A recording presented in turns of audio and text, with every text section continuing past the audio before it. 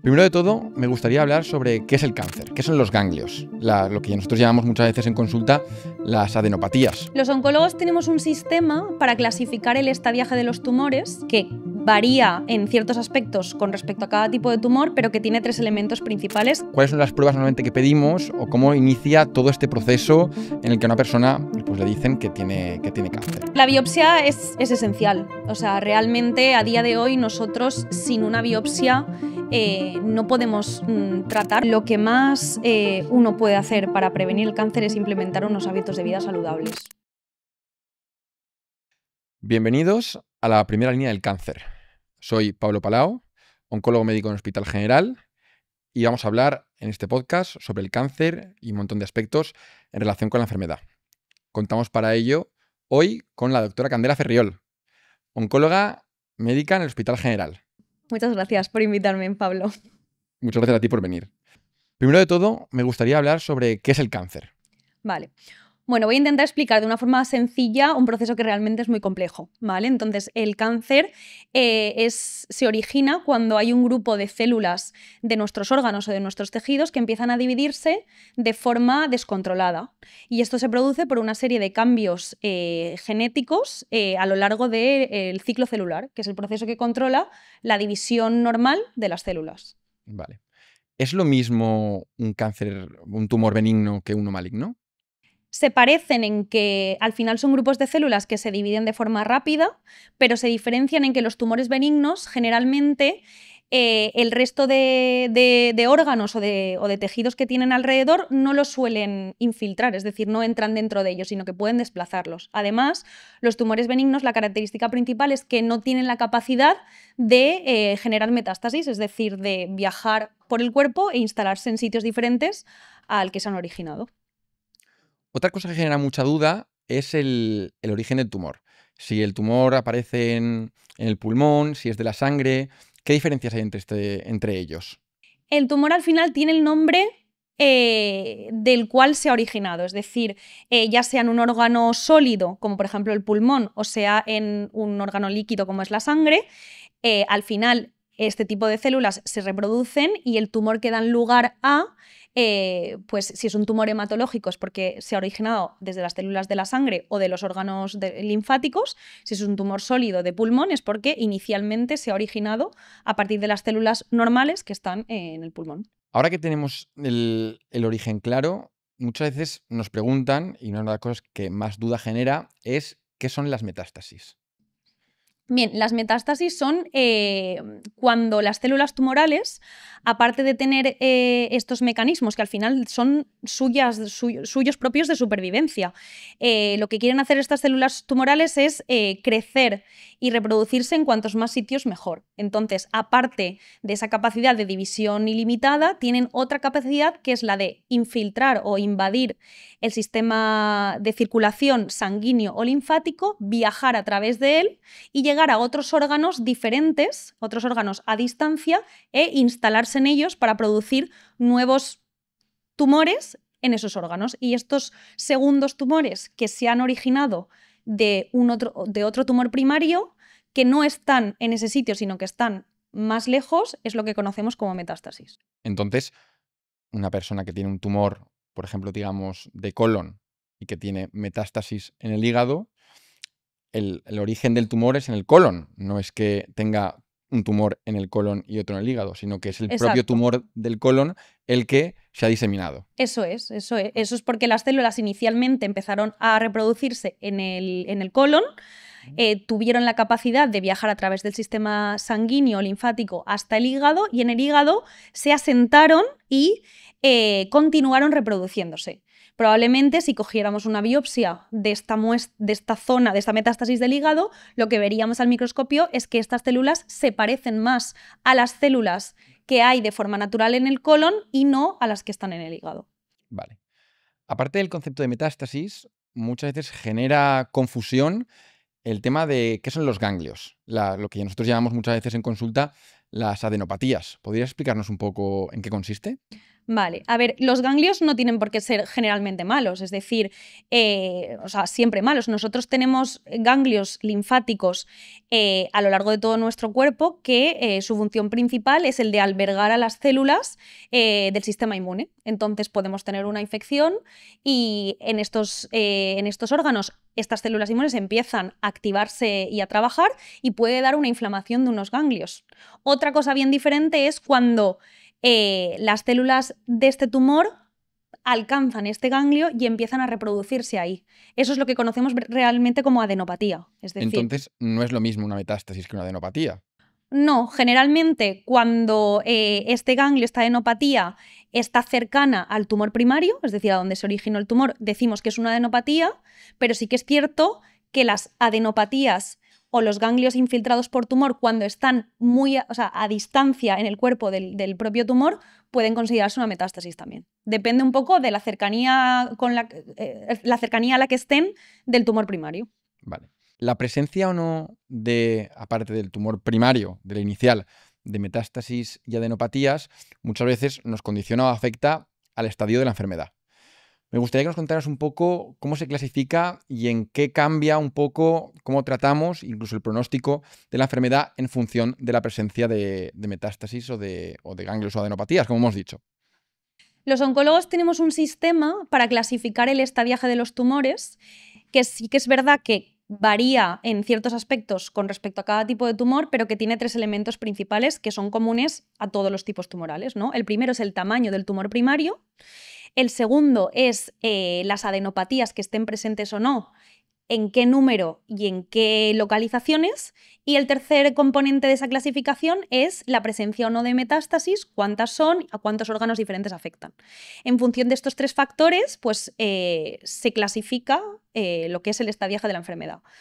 De manera general, cuando hay metástasis a distancia, la mayoría de los tumores suelen ser estadio 4, es decir, un estadio avanzado. En estos casos lo que tenemos que hacer, o como gestionamos generalmente estos casos, es con tratamiento sistémico. Es decir, damos un tratamiento que no va solo al tumor, sino que va a todo el cuerpo, generalmente pues vía sanguínea, vía subcutánea, en fin, hay varias formas de administrarlos para que haga efecto en todos los órganos allá donde hay tumor.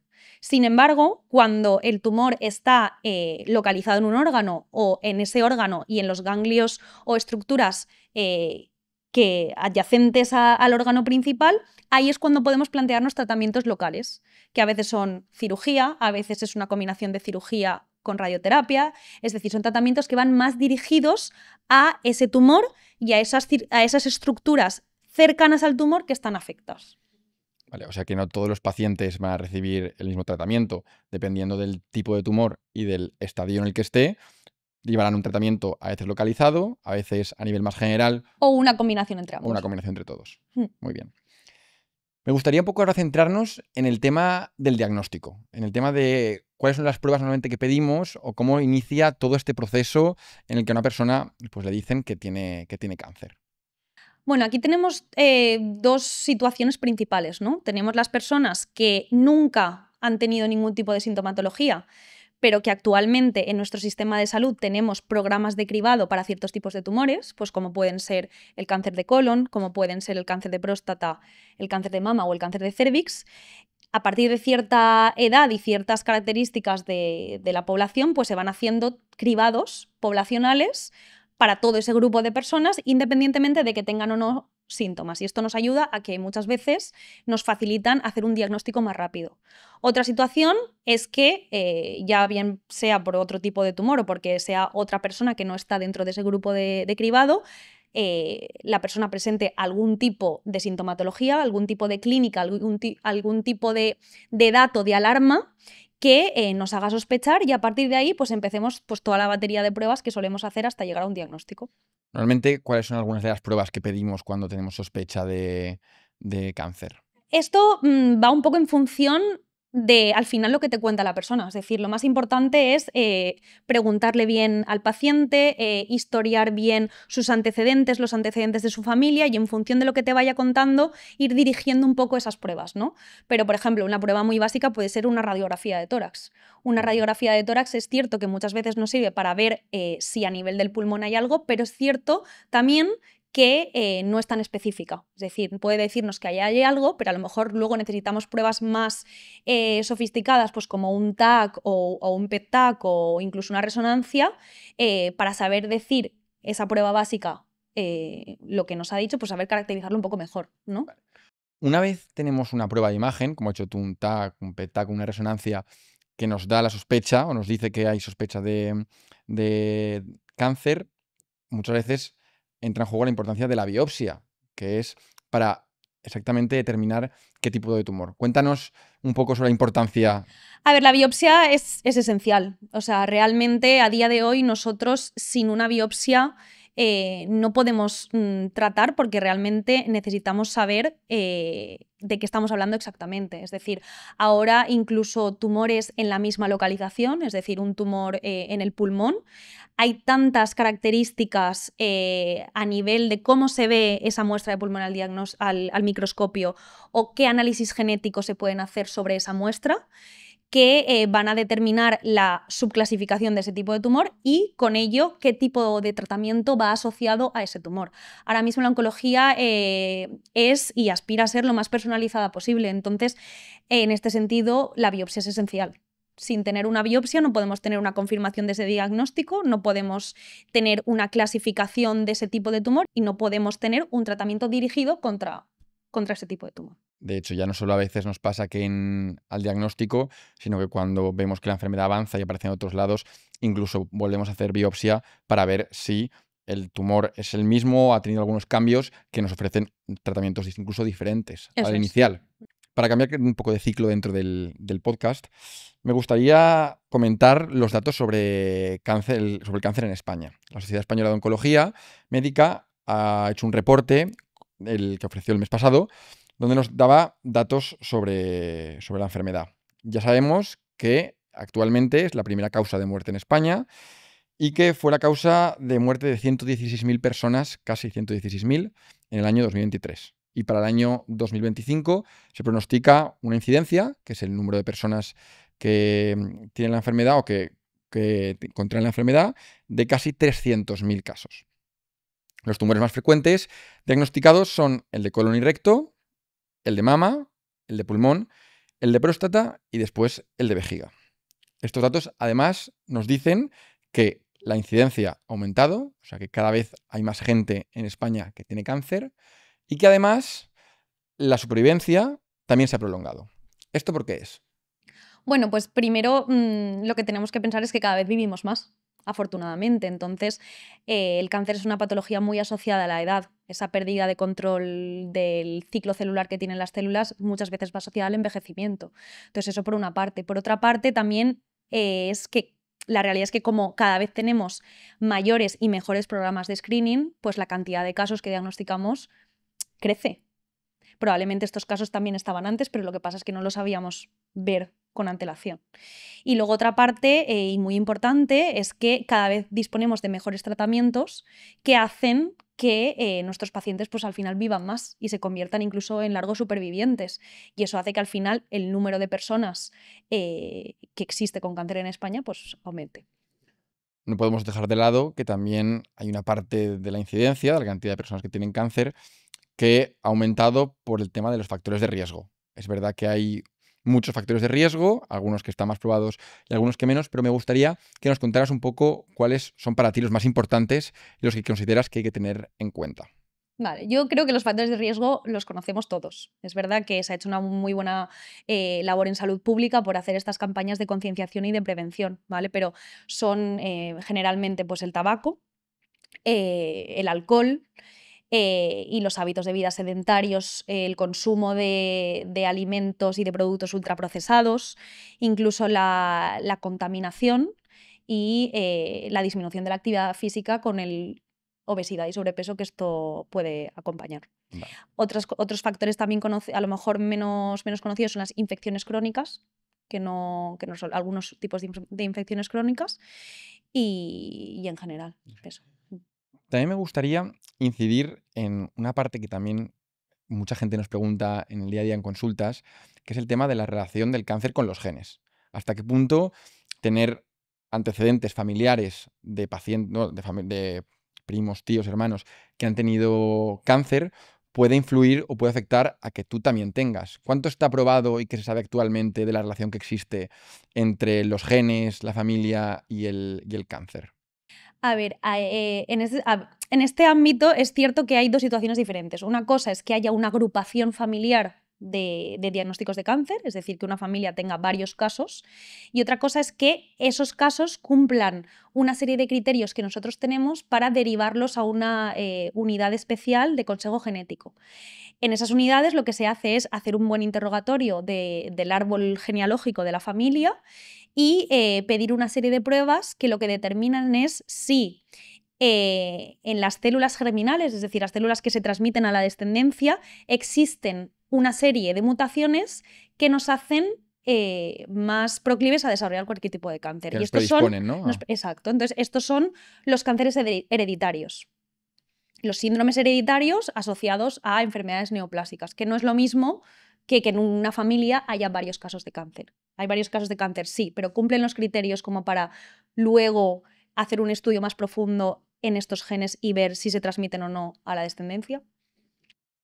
Por último, y como resumen un poco del podcast, me gustaría incidir en lo que tiene que hacer la población a la hora de intentar prevenir el cáncer. Está claro que hay factores de riesgo que tenemos claros e interiorizados, como el tabaco, la dieta o el alcohol, pero hay otras cosas que creo que son importantes y que me gustaría que comentaras.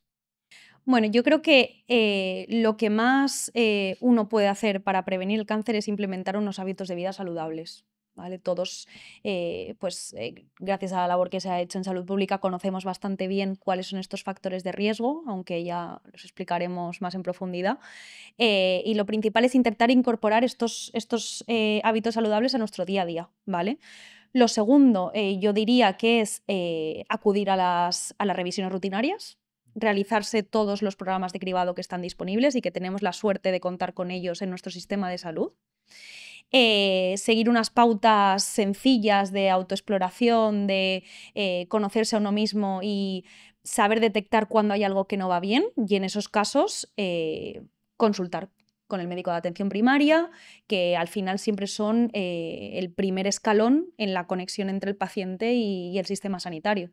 Entonces, cualquier duda que salga que vaya en ese sentido, cualquier cosa anómala que uno note, es verdad que puede ser difícil al principio interpretar lo que significa, pero para eso está nuestro médico de atención primaria y es una figura muy importante que en todo la prevención y el diagnóstico precoz del cáncer juega un papel esencial.